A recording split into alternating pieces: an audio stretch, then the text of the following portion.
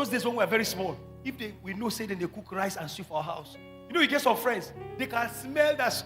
They'll come to your house, look at you, that binti. What you don't understand. Now, me get friends past everybody. So, when the friends, they come, I don't say, my ration, no.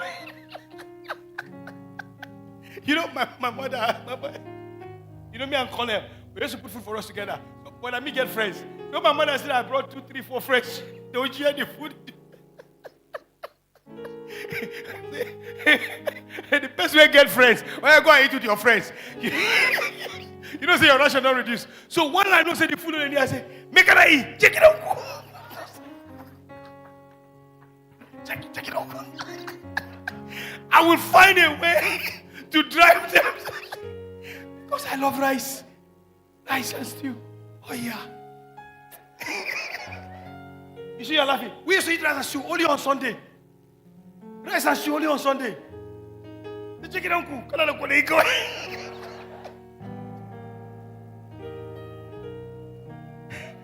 As I went to see my mom, she said, oh God, if only everybody ever told us that Pastor Ban will be Pastor Ban. The man that sees food, his body shaking. Now food is not there. You know what I'm saying? Ask on him. Rice, if I don't like rice, I know what I rice give. If they do 2 rice with granite soup, I'll wash my hand and I'll rub it on the cement and I'll put it inside the soup. My brother will get it.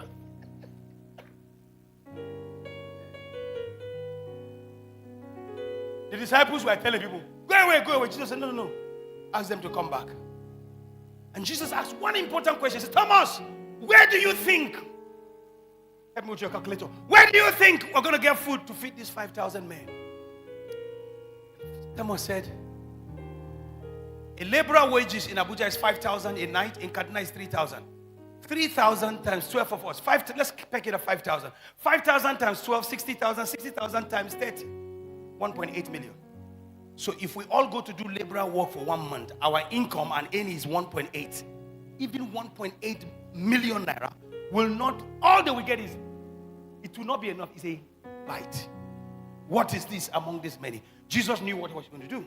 Watch what he said.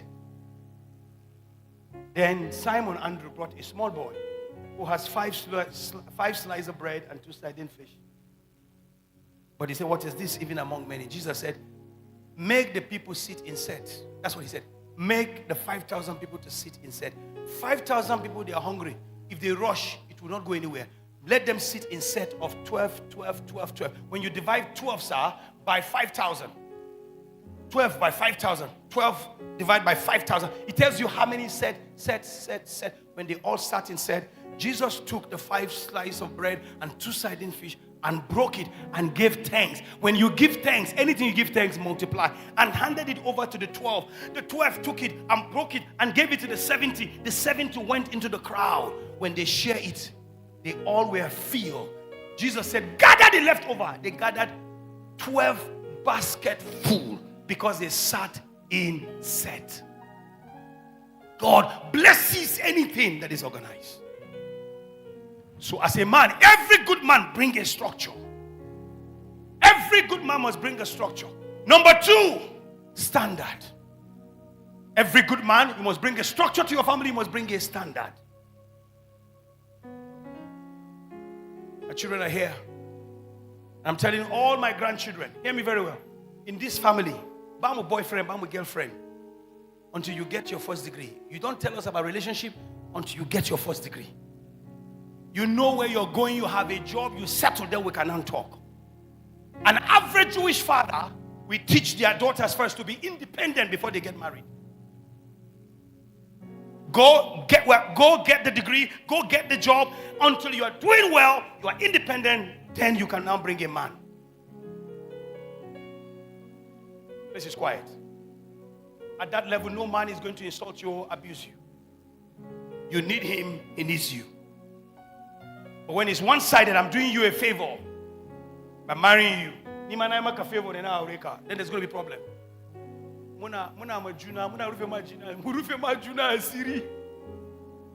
We just cover each other. That's what marriage is all about. I cover you, you cover me. You must have a standard. So I have a standard in my house. I told my children, if you engage in any relationship, anything boyfriend, girlfriend, you don't have my blessing.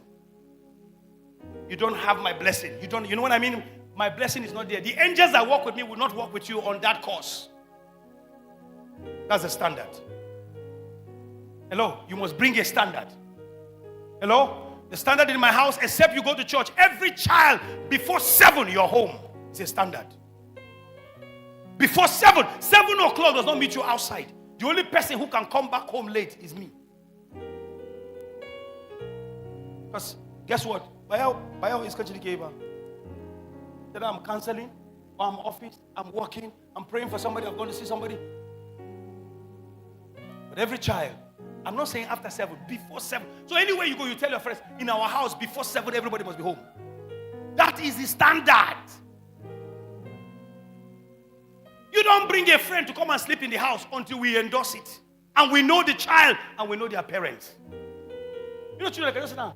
Can't you visit this way? We're sleeping over. Sleeping over where? Where?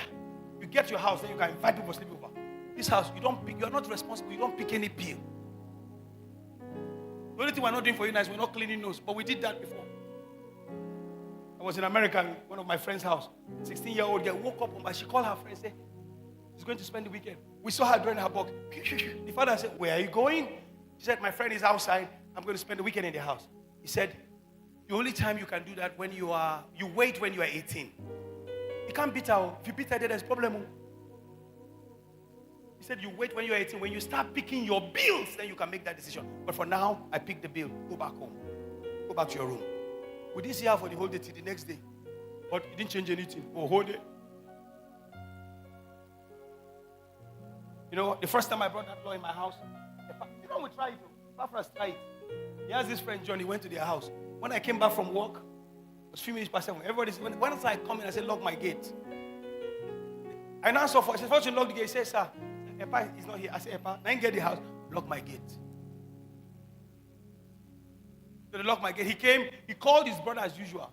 Am I in? You know that number 1, there's a problem. Number 2, open the gate. Say, hey, that is how I should lock the gate. He holds the key. So he sat outside. My neighbor was passing, Mrs. Oni. She saw him outside. She said, what are you doing outside? He said, my father locked me. He said, your father? But I know the man is a good man. So guess what? The woman called me. Packed her car in, came, called me. She was outside. So I came, I opened the gate. When I opened the gate, as she entered, I once went and I said, if I slap you, your ear. Let me get the house. The woman was saying, allow him in. I said, Mom, he's not coming in. Boom, I jammed my door. The woman, Yoruba woman, knelt down on the floor. Knelt and said, Daddy, I beg. I'm very sorry. Spoke Yoruba and begged me. I said, Mommy, please stand up. Me too, I kneeled. I said, I beg. She said, what? She said, I told her my own side of the story. She said, you're right. You're right. What you said is right. She said, don't worry.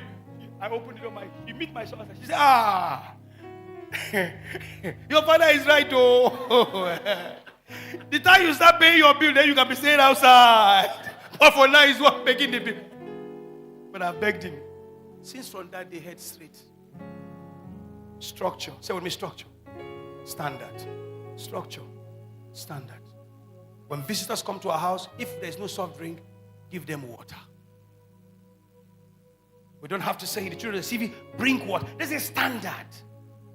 A good man brings structure, brings standard. Number 3, accountability. Accountability. Accountability simply means you're accountable. It helps part of organization. You're accountable, you make everybody to be accountable. All my siblings, everybody get a job. Cornell and everybody said, I said, look at me, I'm not a stingy person, I'm not a greedy person, I don't want your money. I said, but you know who gave you this job? God. I said, no matter what, don't eat your tithe, pay your tithe. Pay your tithe, take care of your parents. I don't want a dime. My son became NYC, called me, I said, Dad, they've paid me my first. I said, pay your tithe. Be a blessing to your mom. He said, what of you? I said, forget about me, I'm blessed. I wasn't looking for that. That's not the ultimate. I'll bless you so that you can be blessed. And I said to him, this is the standard. You pay your tithe. 20% of your income is saved. By the time you finish NYC, I want to see the money. I'll sit down and calculate how much you have saved in your savings. Number 4, a good man does not bring chaos. You know some people, the woman misbehaves. The man stand up. Hey! I will turn this house upside down. Turn it upside. No. You don't need chaos. You don't need to shout. This is what I believe. This is the standard. We are all accountable. This is the structure. Finish. No chaos. No drama. No lack of disorganization is not allowed. Structure. God, Christ, man, woman, family, children. Put it up again. Structure. And change your hand if you're tired.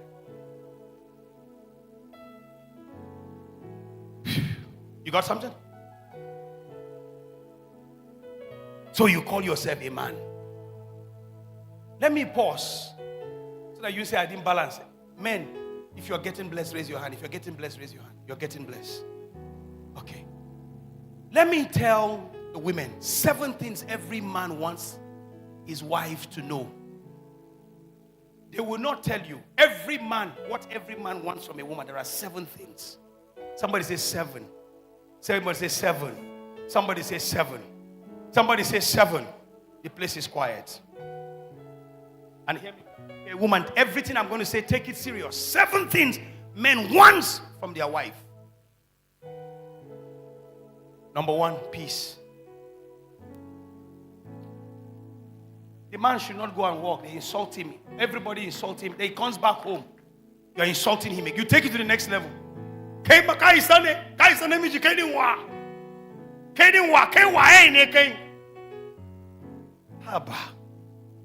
Peace. I told them I was preaching somewhere yesterday. I think I preached somewhere early part of the year. They gathered about 150 or 200 widows, married couples for me to talk to them. And I said to them this. I've said it in Port Harcourt, I said it in Lagos. If you show me anywhere Samson slept with Delilah, you have to come and meet me first. I will give you ₦1 million. But if you can't find it, you have to show yourself because you will give me ₦1 million. Everybody's quiet. Samson never slept with Delilah. He had problem with women. Every strong man is looking for a resting place. I told the people January, I said the highest we heard is that Delilah opened her laps and put the head of Samson, Chinya. I told them the power of Chinya.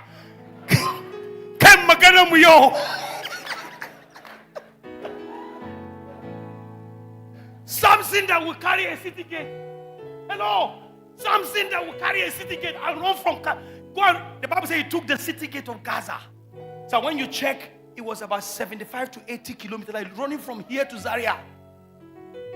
He went one night and slept in Delilah's house. No be sex. Go and find her. No, it's no sex. There's something the woman is doing. The power of... Sir, the intelligence report said the